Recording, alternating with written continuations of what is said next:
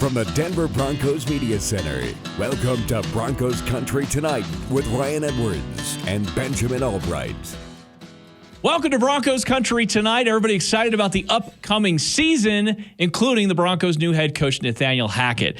And Benjamin, Bucky Brooks did kind of a fun ranking of the 10 new NFL head coaches and who is in the best situation this upcoming year. I don't know if you had a chance to look at that article. I know that you peruse all the articles out there just to make sure you're up to date on everything that happens. I read every article on the internet before I come into the show. That's right. Just to be prepared. No, I glanced at the Twitter graphic that was out there and did not read this article in any way. I believe they had Hackett, I think it was like fourth. Ah, dang it. You ruined the surprise. Yeah, I know. To me, that felt a little weird, especially with the three above. I don't know. I didn't have too much of a gripe with it overall. I feel like that the national perspective on the Broncos might be a little different than our local perspective. So that's what I want to start with. Actually, we'll not go 10 down to 4 since you already ruined it for everybody. Yes, Nathaniel Hackett is number 4 on this. Blanket Allbright here. That's right. We'll start with number 1, actually. Right. And I don't have too much of an issue with who they went with number 1, Todd Bowles out there in Tampa Bay. He's got Tom Brady. Yeah, he's stepping into a championship caliber football team. Yeah, and there's a culture they've established there. Right. He's been there with that team now for a couple of years. So for me, I've always liked Todd Bowles. I always thought Todd Bowles was a good coach. It was a tough deal up there in New York with the Jets. It's a team that has had a hard time keeping any kind of consistency. I always thought he was going to get another shot. I think Todd Bowles in Tampa Bay deserves to be number 1 on this list. You agree? I think so. I think that's probably the best person there. Okay. Number 2, though, is where I start to go, I could have some discussions, not because it's the Raiders and it's in division, and not just because it's Josh McDaniels. It's kind of the combination of all those things. Yeah. And again, with the Raiders, I think oftentimes gets overlooked about how many games they won last year that were very, very close. Right. They won a lot of those one-score games. Bounces of the ball can shift very dramatically. You got a new coaching staff in there. I think the optimism about Devontae Adams, Chandler Jones, and even maybe what Derek Carr in that offense could be is a little overblown because they were already a good offense. I don't know if he's going to make them much better than what they already were. The questions about the Raiders are really on the defensive side of the ball. And that's where they've been for years. And that's kind of the thing. You look at this Raiders defense, it's bad. The secondary is horrendous. They finally started addressing the pass rush outside of Max Crosby, who was a one-man wrecking crew, a very talented guy, but it really was, they had nothing besides him out there. They backdoored their way into him. And you look around the rest of that defense, it's just not good. You know, I mean, you got Chandler Jones over there. Okay, good. That's fine. That's Max a piece, Crosby. But, and Max, yeah, you got 2 pieces there, but the rest of it's just not all that good. And I don't know if they're stopping anybody. The good news is they're going to be able to put points. If you're a Raiders fan, they're going to be able to put up points. But the bad news is it going to be enough? So it reminds me of when Dick Vermeil took over the Chiefs. You remember those 03 Chiefs teams? Absolutely.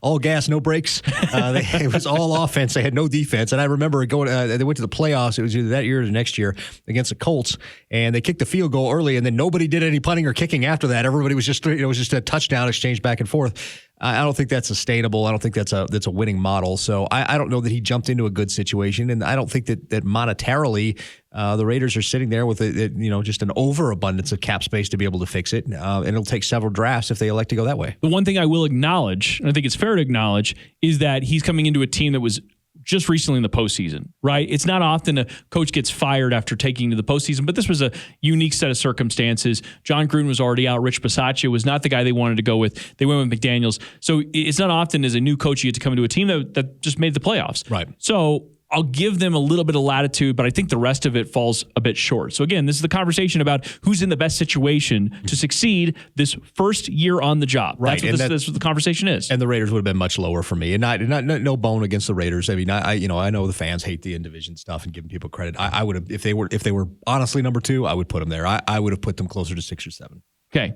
So again, debatable. I have no idea why, and it's not anything specifically against this coach. I actually think he's a good coach. I have no idea why Dennis Allen at number 3 with the New Orleans Saints chimes in ahead of Nathaniel Hackett with Russell Wilson and all the talent that they have with this team.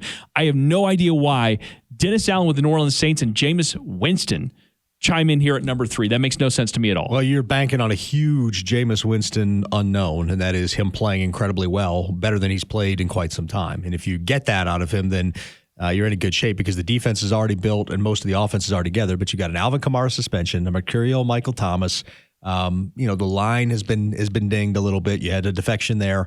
And the quarterback play is an unknown. I that was the other one. I just kind of scratched my head a little bit. I was like, I like Dennis Allen as a coach. I like Dennis Allen as a person, but Dennis Allen would be a little lower on that list for me. So then we get to number 4 here with Nathaniel Hackett. So we're on the same page of that. Number 4 with Nathaniel Hackett. So I think he could have been at least number 3, probably number 2. Okay, but he's number 4 on this list of coaches who are in the best situation for 2022. And the reasons are pretty obvious, as Bucky Brooks sort of laid out here on this. Is hey, you got Russell Wilson, got a lot of talent on the offense. He does acknowledge a question about continuing and making a transition from the Vic Fangio defense into what Ejiro Evero is going to be able to do, and whether or not they can sustain the high level of play that they have on that side of the ball. You and I have been spending a lot of time on Broncos Country Tonight, the radio show, talking about exactly why we think they will be able to maintain that. So this is, again, one of those things. There's a national perspective of, without Vic Fangio, they're going to take a step back, when reality is, boots on the ground, it looks anything but that. Yeah, I would say that this defense is probably not going to take much of a step back at all. I mean, maybe they will a little bit as they learn some new concepts and some terminology and kind of the way that their coordinator wants them to do things that are differently. But Ejiro Evero has experience with the Vic Fangio defense. He worked under Brandon Staley for a season. So the idea that he's not versed enough in how to do that, to me, seems a little odd. And it's not like the Broncos had a mass defection of personnel. They lost Alexander Johnson and Kenny Young and Micah Kaiser, but those guys were rotating contributors. Shelby Harris is probably the biggest loss that this defense has had, and I think they'll be okay. They got the addition of DJ Jones. They're going to shift to a little bit of a different front. And Kyle Fuller and Bryce Callahan aren't back. Well, Callahan was good for the 8 games a year he played, and Kyle Fuller looked like he was over the hill last year. So I don't think that there's, the good players are all still here. I mean, obviously I'm omitting Von Miller right now, but the Broncos look fine without Von Miller. Honestly, the defense played better without Von Miller. And that's not to say Von isn't a Hall of Fame talent. He is, but this defense played better without him last year, and we all saw it. It's a bit of a shift of dynamic, and I covered it quite a bit last year. It's a shift of dynamic in the locker room. It's seeing some of your younger players step into bigger roles, specifically either whether it's snaps on the field or even just a bigger role as far as a leadership role. That's why the eventual transition, which was going to happen from Von Miller to what they have now, needed to happen one day, and it was going to happen one day. And now you have an opportunity, at least with new coaching staff coming in. You have some new faces. You bring in Randy Gregory. Bradley Chubb's in the final year of his deal here. So there's an opportunity now to sort of send that defense into the future. And again, I think there's enough guys here that have been around, even some that were part of the leftovers. They weren't there on the Super Bowl team, but they were around some of those players like Justin Simmons, who are around the no-fly zone. They're around those guys. I think that there's a mentality in that room of, hey, just because the offense is how everybody's talking about, and Nathaniel Hackett is the new head coach, is an offensive-minded coach, and he's out there hanging out with the offense, we're not going to all of a sudden take a massive step back on this side of the ball just because everybody thinks we should. Right, and I think the other part of this that gets overlooked is the additions of DJ Jones and K'Wan Williams, 2 guys who have been on a championship caliber defense before, know what it takes to at least get there. Even if they didn't win, they know what it takes to get there. And I think that's going to help because you look around this defense and none of the Super Bowl guys are there anymore. Like, they're all gone. Von's gone. The only guy left from that team, even that's still around, is Brandon McManus. So the idea that people know what it takes to be able to get there, Russ does on the offensive side, and on the defensive side, guys like DJ and K'Wan do, and those are new additions. So I think that is helpful in that regard. Having people that know the sacrifice, know the hustle, know the work ethic that it takes, and that those guys can kind of step in and supplement all the good players that you have as well in trying to get this team to the level they want to be at. So the remainder of this list, you get Mike McDaniel with Miami coming up next, Kevin O'Connell with Minnesota. I would have put McDaniel higher. I think I think that he has the opportunity to do that. I just don't think they have the quarterback. Well, and see, that's what I was going to get to with the rest of this list is there's way more questions about the quarterbacks, right? I mean, sure, Kevin O'Connell, it's Kirk Cousins, but the future beyond Kirk Cousins, we'll see. I'm it's not sure murky. Kirk's a championship caliber. And I don't think he is either. And then you get to Brian Dable with the Giants, and they're going to give Daniel Jones another year. We'll see what that ends up looking like. Doug Peterson. Yeah, they've got Trevor Lawrence, but there's a lot of questions about Jacksonville. Matt Eberflus with Chicago. Big questions about Justin Fields, even though they have to go with him this year. And then Lovie Smith, finally there with Houston Texans, who's one of the most established coaches on this list. But because Houston is where they are, and this is just one more year of tryout for Davis Mills before they might have to go in a completely different direction with all those draft picks, that's where it makes sense why he's there. I would put him higher, but not like a lot. See, that's the thing. I think Lovie might be in the best position of all. There's no expectation. Oh, that's a good point. He doesn't Nathaniel Hackett has to make the playoffs. I mean, let's be honest here. You got Russell Wilson. Unless Russ gets hurt or there are mass injuries, Hackett's got to make the playoffs. That's a fair point. There's no expectation for Lovie Smith. It's, we got this rebuilding team. We're trying to build back up and all this kind of stuff. Houston's defense was surprisingly good last year. Their offense was so bad that it made the defensive numbers look worse than they were, kind of the opposite of what the Broncos had. Right. But it's or similar to what the Broncos had. But they've got a quarterback in Davis Mills that showed some things in the second half. And, they might be able to put some pieces together now with Pep Hamilton running the offense. They might be able to get something done. It's a fantastic point because usually as a first-year head coach, the expectations are a bit lower, right? Mm-hmm. Because it's like, hey, they got to figure out what they want to do, what they're going to, their voice in all this. They're inheriting a team that maybe not all those players fit with their scheme. Mm-hmm. There's all sorts of things that come in. But you're right. You talk about Todd Bowles. First of all, Tampa Bay, absolutely expectation. They don't miss a beat. They're back in the playoffs. They're contending for a championship, right? Mm-hmm. The Raiders probably have a similar expectation. Hey, even though it's a tough division, we should be able to play to a level of competing for either championship or at least the playoffs, right?